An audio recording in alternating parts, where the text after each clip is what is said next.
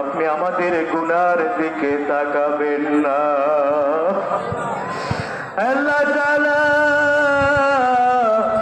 আপনি আমাদের গুনার দিকে তাকাবেন না, আমাদের মুখের দিকে আপনি তাকাবেন। আমাদের একটা বড় পরিচয় আছে, আমরা হলাম আপনার হাবিবের উম্মত। রব্বুল আলামিন আপনার হাবিবের সদকায় কাফের বেঈমানদের হাতে মুসলমানদেরকে আর মার খাওয়াবেন না।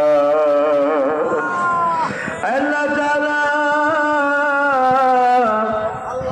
গোটা পৃথিবীর রাজত্ব আপনি মুসলমানদের হাতে উঠায় দিন আল্লাহ। গোটা পৃথিবীতে ইসলামের পতাকা পথ পথ করে উঠতেছে, এই দৃশ্য দেখার তৌফিক আল্লাহ আপনি আমাদেরকে দিয়ে দিন।